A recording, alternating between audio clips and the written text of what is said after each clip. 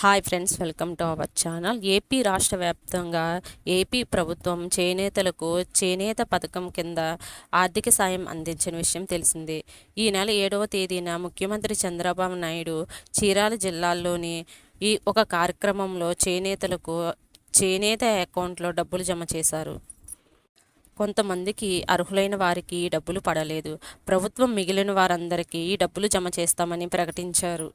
సాంకేతిక కారణాలతో కొంతమందికి బ్యాంక్ అకౌంట్లో డబ్బులు జమ కాలేదు.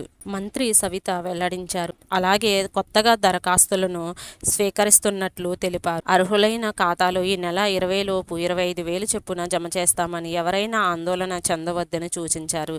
ఈ నెల 7వ తేదీలోగా ప్రభుత్వం డబ్బులు విడుదల చేయగా దాదాపు 15,000 మంది అప్లికేషన్లు పెండింగ్లో ఉన్నట్లు వెల్లడించారు.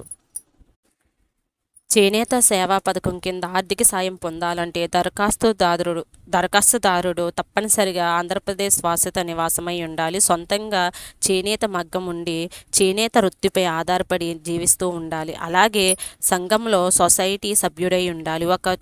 ఒక కుటుంబానికి ఒక్కరికి మాత్రమే ఈ ఆర్థిక సాయం వర్తిస్తుంది. ఆధార్ కార్డ్, చేనేత గుర్తింపు card, society reservation copy, bank passbook, మొదటి పేజీ జెరాక్స్, ఆదాయ పరిమితి ధృవీకరణ పత్రము, రేషన్ కార్డు ఉండాలి. అనంతరం దరఖాస్తు పరిశీలించి అర్హులైన వారి జాబితాలో చేర్చి ఆర్థిక సాయం అందిస్తారు. ఇలాంటి అప్డేట్స్ కోసం మన ఛానల్ను ఫాలో అవుతూ